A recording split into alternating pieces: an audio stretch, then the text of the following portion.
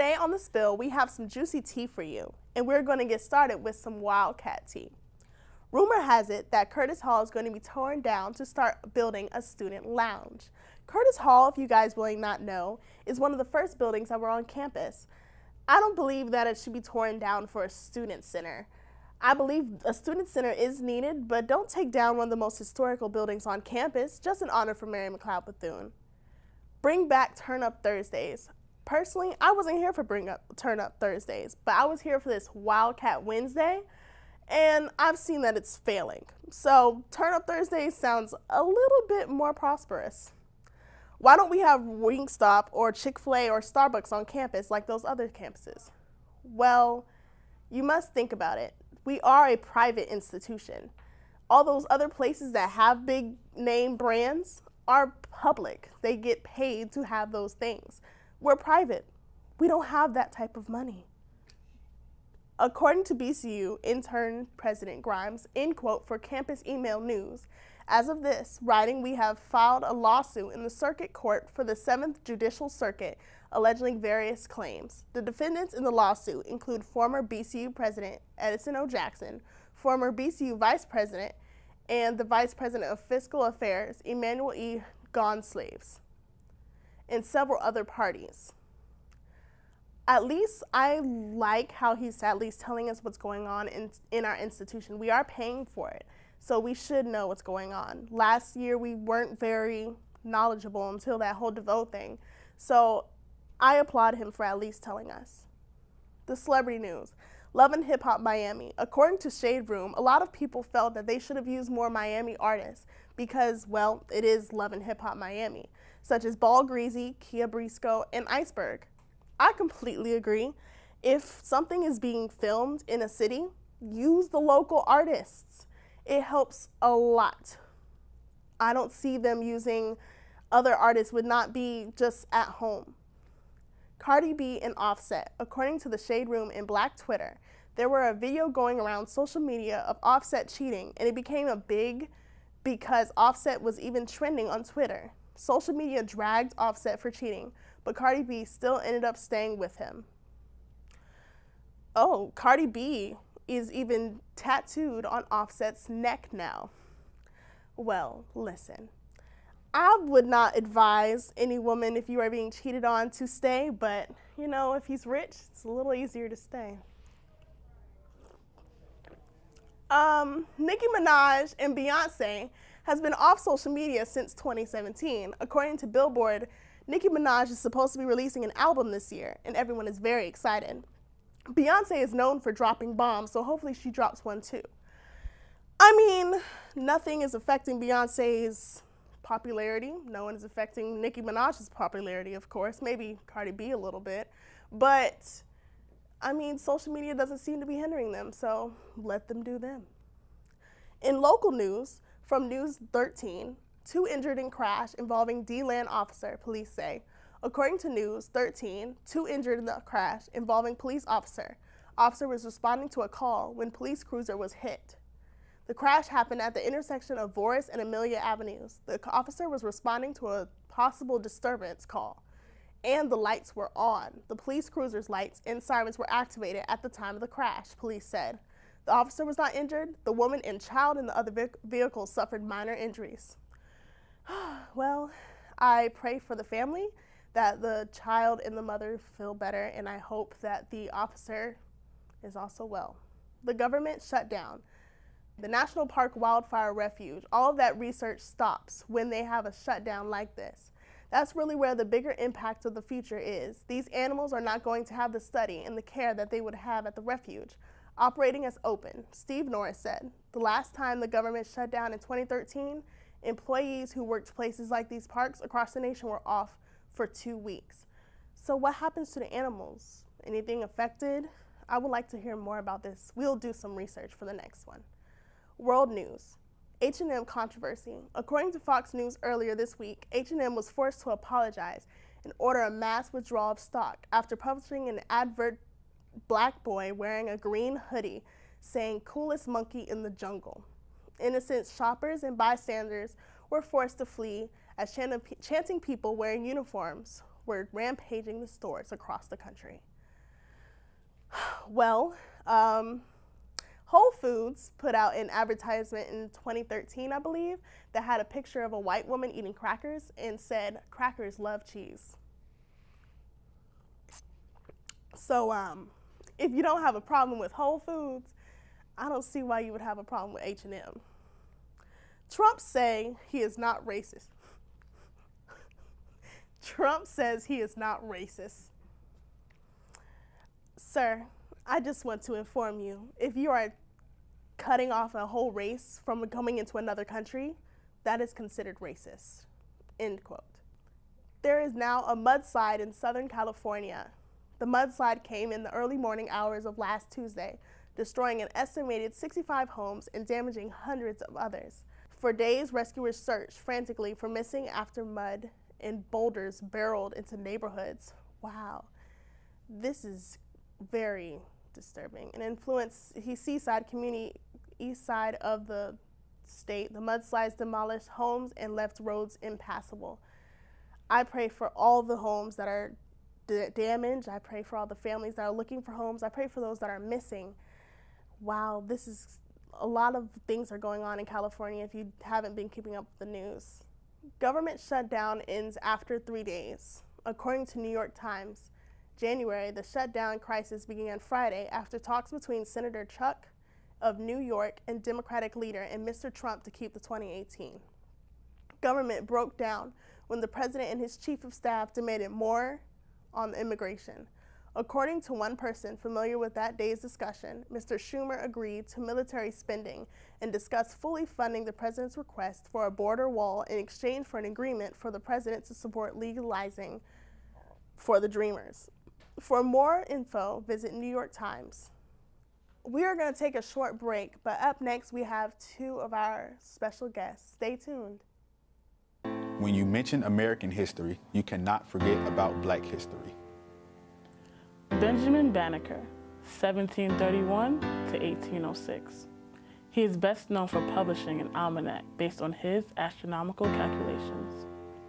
Edward Alexander Boucher, 1852 to 1918. First African American to graduate from Yale in 1874, and first African American to receive a doctoral degree in 1876. Macy Jameson, 1956 engineer, physician, and NASA astronaut. First African-American woman to travel to space on September 12, 1992. Mary McLeod Bethune, 1875 to 1955. Educator, philanthropist, humanitarian, civil rights activist, and founder of the Great Bethune-Cookman University. Black history. Black history. Black history. Black history is American history.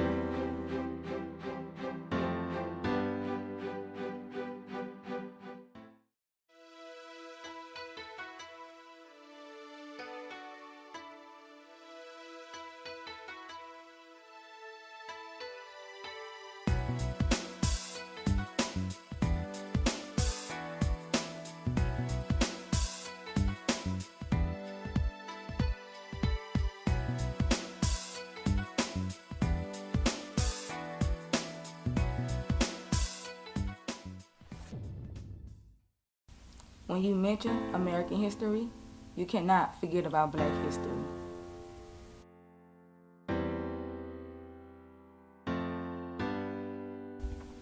All right, so if you could describe in one word what Black history means to you, what would that word be? Motivation.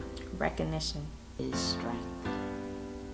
Black history means to me in general is celebrating and rejoicing African Americans for what they did to us, giving us hope and lessons, and everything that we are able to do and the way they have paid for us. So that's what it means to me. Black history means to me honor, to honor those before us and to learn from them and to do better than them. Why I say that it's strength is because we overcame a lot. Like, we overcame adversity. We overcame slander. We overcame hate. We learned how to love not only others but ourselves. Even though everybody hasn't grasped the history that is behind Black history, it's still very prevalent today. And it's important that, I guess you could say, we know it, because it's what makes us, like, it's what gives us power. It's what causes us to be beautiful. It's what causes us to, really embrace not just the world, but our own individual being. So, yeah. Black History Month you find ridiculous. Why? You're going to relegate my history to a month? Oh, come on. What do you do with yours? Which month is White History Month? No, well, come on, tell me. Well, I'm Jewish. Okay, which month is Jewish History Month? There isn't one. Oh, why not? Yeah. Do you want one? No. I don't either. I don't want a Black History Month. Black history is American history. Black history. Black history. Black history is American history.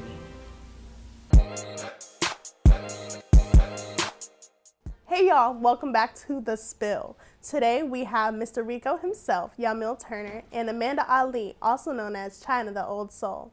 So, we're going to have ladies first. First, Amanda, please tell us about herself. Well, I'm the type of person, I'm a hardworking person. I love getting better, like setting goals, and just being hype all the time and happy. Okay, and Yamil?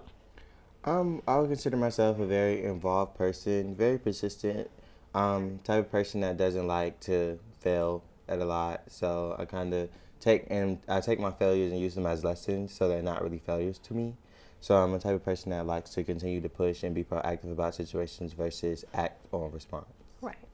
So Amanda, China the Old Soul, what exactly is she? China the Old Soul is the radio personality side of me. And I get China because in high school they told me I look Chinese. And they just kept calling me, oh, you're China, you're China. So I just went with it. The Old Soul because I love me some old school music, throwback type. My soul is just from way back in the day. Got you. And Mr. Rico. So how long have you been dancing with Rico, and do you like it? I've been dancing with Rico. Rico is my first organization that I joined when I first got here at Cookman. I came in fall 2014. We never had a Mr. or a Mrs. Rico till this year. Wow. That's one of those actual things that I wanted to push in the organization as far as our e-board goes, having a community service leader and also having a face of the organization as to where we have someone that can go participate in homecoming or be with the Warrior Corps and actually have a face that people can actually recognize and be like, okay, that person and this girl and this female and this male are actual figurehead leaders for the organization versus it's just a whole bunch of kids that want to dance and then we all look like, okay, we're just a performance organization. Gotcha. Wow, well, congratulations for being the first Mr. Rico. All right, so if you guys could, what are your weaknesses, Amanda? My weakness is fear and doubts. But what I can say is now that I'm at Bethune, I'm kind of just attacking it. Like I might doubt myself, but now I'm going to do it. Back then, I would just doubt myself and not do it. Right, it's growth. Emil? I would say intuition. I'm the type of person that I will get all the way to right before something's supposed to happen and then get scared. And it's like, okay, you worked so far to get to some point and then I have these thoughts in my head that are telling me like, well, maybe I should have did, or should you do, and at the end of the day, I just end up doing what I'm supposed to do, and then it comes out fine. But it's always self-doubt right before the incident is about to happen. Right. So, what are your goals after college? My goal is to become a radio personality and go back home to Miami, hopefully work for WEDR 99 Jams, and then eventually years later own my own production company. Wow, nice. Emil? My goals after college, granted graduation in December of this year, thank God. Graduate and go back home to Atlanta, one of the hubs of communications. I definitely want to work for Cox Media, being a social media manager, and then becoming a notable journalist. That's my ultimate goal in life, is to be a journalist for either news or entertainment. Doesn't matter where I am, but I definitely want to be a journalist and just document things that happen. For those that don't have a voice, I want to give them a voice, for either it be print media, either it be broadcasting, just multimedia outlets, just to document down anything that needs to be said and be heard, then put it out there. So as you guys know, that this is called The Spill. So let's get into some tea, guys. Oh, What do you guys Oh, think Lord. about the Curtis Hall being torn down? I don't think it should be torn down because it's a part of history. It's a part of Miss Bethune's legacy. I think it could be fixed up, but not torn down. Mil? I'm always about preservation of, the things that we have that's very, to us, Mary, the things, because we don't have much. The campus only was so big. But one thing I am about is remodeling and rebuilding. That's one thing that Cookman doesn't do well, investing in what we already have. So I feel like with Curtis Hall, it's a way that we can make a student center as well as preserve certain artifacts and things that's already there. So I am for them like shutting it down or doing whatever they're going to do, but preserve a wall, preserve artifacts, preserve things that you can put in the student center for us to still be able to say, hey, this was once Curtis Hall. Hey, these are the bricks that was once there. This is the, where people used to come, the steps and all of this. Like, certain, it's a part of it where you can save it to make it, because we see it all the time when they build new buildings. They keep certain stuff to put inside of the new building. So why is that not on the floor? That's the question that I have for the school. Or turn Curtis Hall into a student center. Right. Okay, so in some celebrity tea. So, Love and Hip Hop Miami. Oh, What do you my guys city. think about that drama going on? Well, surprisingly, I actually enjoy it. I've been watching it for the past few weeks. But as far as the different artists, I'm from Miami, so I feel like certain artists should be on there. But hey, I don't know, maybe Mona Scott just scared because, our artists that we're talking about, they don't play that. She can't play with them, so maybe she playing it safe. Okay. I'm here for the expansion of Love and Hip Hop, actually, because it gets redundant seeing the same cities, the same people over and over for seasons and seasons. Right. So I am for the Miami culture. I love Miami. I visit there all the time. It's like my spring break spot. One thing I do appreciate about the Love and Hip Hop that they're doing with Miami is they're actually showcasing the inner city and not just what South Beach looks like. And that's one thing I've always noticed, because since I go to Cookman, I have a lot of friends from the area, and they never mention South Beach and, oh, we just go on the beach and we just chill. No.